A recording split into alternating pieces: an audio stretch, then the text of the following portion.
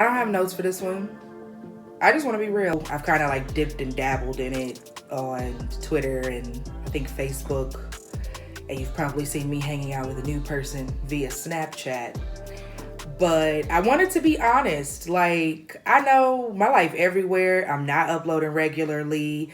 It's something I'm continuing to work on, but I'm also going to be transparent and just tell y'all life be lifing is really what it is. I know there's probably questions and stuff like that. Some of them I'm willing to answer.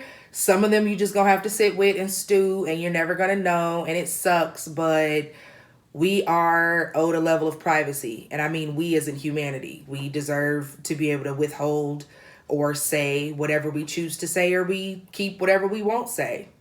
So the main question on a lot of people's minds is what's going on in regards to HB from KC and King Beijing. Everything was such a fairy tale and a lullaby, and we got married, and literally like 3 weeks later, cut that shit out. I'm not going to go into the details of what happened for the sake of his privacy as well as mine. I will say on my side what I'm able to say, which is I'm great. I'm happy. I'm losing weight. My hair finally fucking locking. My skin is clear. Like, and that's not to, bash or degrade him. I'm just saying with certain transitions in life, it can go negatively or it can go positively. Sometimes it goes both. When everything first went down, I think it was like the end of February when we finally called it quits. It was hard. It was rough. I was crying, boo-hooing, very alone, very, very much so not like mentally healthy, in a dark place. And a good friend of mine told me to go home. So I went home. I got support. I got old friends that I've reacquainted with. I got new friends, that I'm forging friendships with via Twitter and beyond. I'm in a good place. I'm in a good place. This is something that's not going to be a reoccurring topic on my channel. It's not something that I'm going to continuously address. We're not about to pull a Derek Jackson and we sit down and hold hands and like divulge a bunch of shit to y'all. Suck my dick. You're only going to know what I feel like telling you because from what I'm comprehending, that's a private ass nigga. So he's not going to tell y'all pretty much more than what I'm saying. He's where he's at. I'm in a good place. I'm happy. I've moved on. I've moved forward. We are getting a divorce. It's in the, beginning fresh stages. Hopefully be wrapped up very soon because I'm ready to be free. But I'm happy. Like, I'm happy, which leads into the next part. I am actually moving from Atlanta back to Kansas City to be closer to my son. Some stuff has happened with his situation to where mom is needed, and we're going to leave it at that. Mom is needed. I'm not liking some things I'm seeing. I'm not liking some things I'm hearing about who's raising him, and I'm, like I said, leave it at that. But what I will say is I'm content. I'm not super excited to be moving back to Kansas City, so I'm not gonna lie and be like, oh, I'm just so hyped. No, I don't really care for it here, and I love my hometown. If I had to pick between Atlanta and Kansas City, it would be Atlanta. Unfortunately, with time and money and effort, I would be able to like relocate my son down. But without the court's approval, that's just not going to happen. And it's going to take too much. It's been taking too much. I've been trying this process since 2017. So fathers out there that are trying to get custody of their kids, trust me, I get it. I 100% get it. And I advocate for you because it's not an easy process, especially when you relocate out of town. So went to Atlanta, did what I needed to do down there. I won a comedy competition. I've hit the stage a few times, made some great acquaintances with comedians. Most likely what's going to happen is I'm going to be going back and forth doing stuff in Atlanta and Kansas City, and I would love to be able to pull LA into that, but it takes money. So with my YouTube channel and then, of course, my own writing business, I'm hoping to just kind of like stack my paper. So I'm good, y'all. Like, I know, baby. I know you want to know what happened, but you cannot know. You cannot know because we deserve privacy. Ooh. Like, and I get it. We put our wedding out there. We put our engagement out there. And we put a bunch of stuff out there. And people are like, well, we were in your happiness. We deserve to know. First of all, no, you don't. Two, I'm just not going to put either one of us in a position to be unnecessarily ridiculed. This was not something like a him versus her. Sometimes two people just don't work out. And that can show up via trauma, triggers, you name it. It can show up in a variety of ways. We went through some deep moments of transparency, and it gets to a point where if one person is showing one thing and another person is showing another, you really can't go much further than that. You know what I mean? Like, you have to both be on the same page and both be willing to be an active participant. And if that's not happening, it's really just best to divest and like walk away. Thankfully for me personally, I don't know how he feel. I ain't talked to him. I have no ill will or harsh feelings, you know what I mean, towards his future or his situation. I'm still healing from some shit that happened. But personally, I'm happier now. And if he's watching, I really am sorry to have to say it that way, because I know we really haven't communicated, but I am happy. I'm very happy. I don't think I was as ready to get married as I thought. I don't think I was as ready to get married to the person that I married as I thought. I had a lot of doubts and fears going into it that went unchecked and unaddressed. And it was just kind of like, well, I love this person. It should be enough. I unfortunately had to take that journey of learning. Love is not enough. It's a shitty thing to have to learn.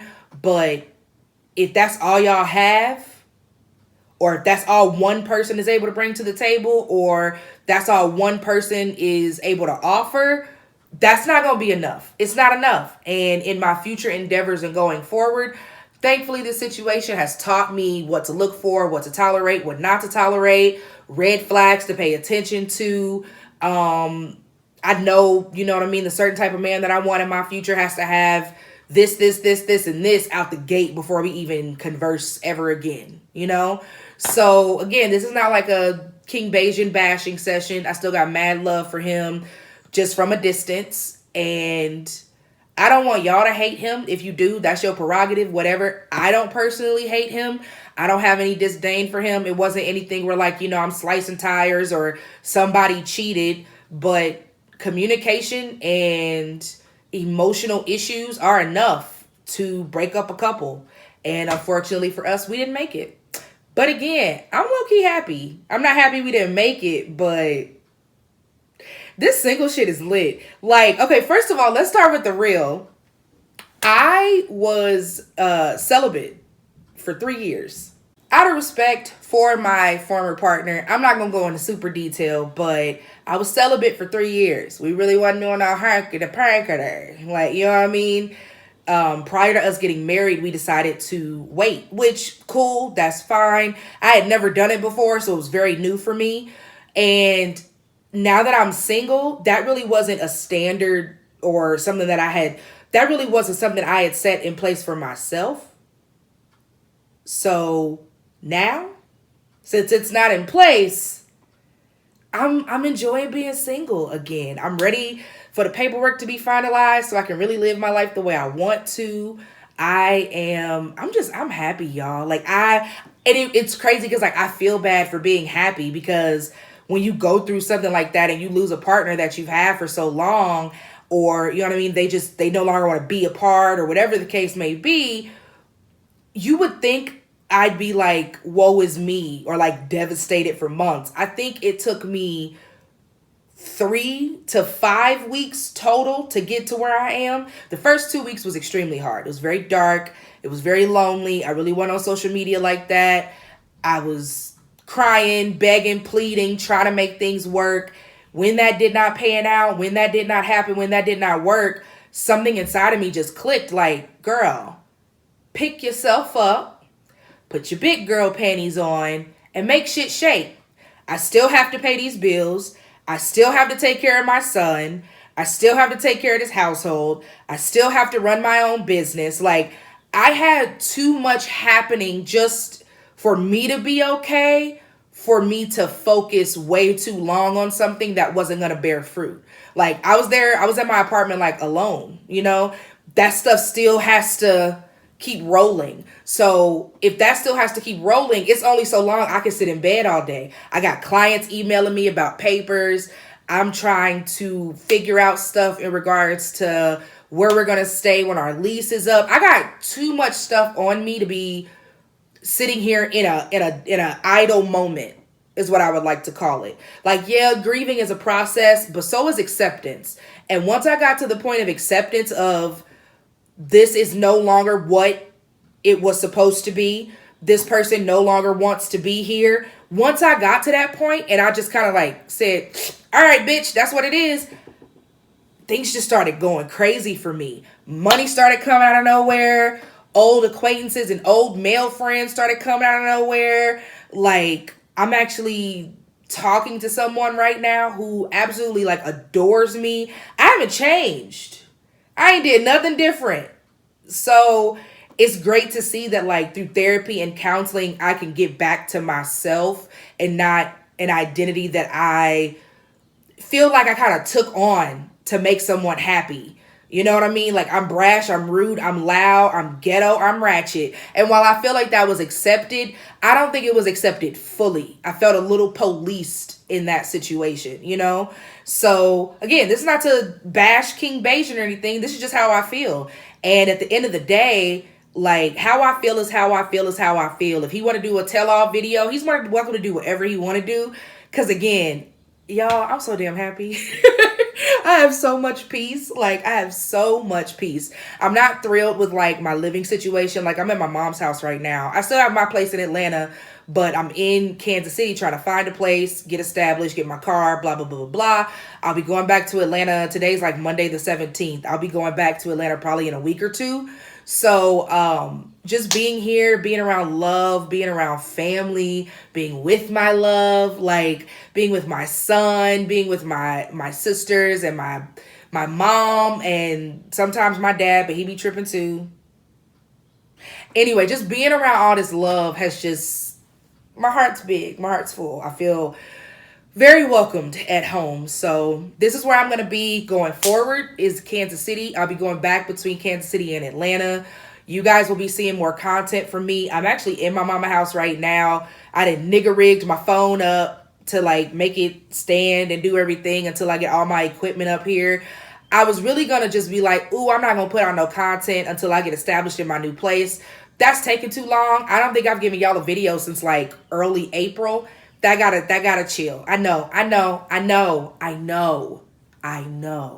Okay? I'm working on it. I'm not in love with the prison white wall. I'm not in love with the fact that I ain't got my lights and my setup. But one thing I'm learning is y'all come to my channel for me. Y'all come to my channel to hear me speak that real, speak that truth. Y'all don't really come for the glitz and the glam. So, you know what? I said F the glitz and the glam today. We gonna do what we gotta do. And we gonna give the people what they want. So, I love you guys. You'll be seeing more from me. I know I keep saying that, but I just wanted to give you a quick life update and let you know I am here. Always, you know, as always, follow me on Twitter at hbfromkc _, Instagram at hbfromkc. I'ma just, leave y'all with that. I'm happy. I'm happy, y'all, and I hope y'all do whatever it takes to find y'all happiness. And don't forget, it's always a great day to be nice to somebody.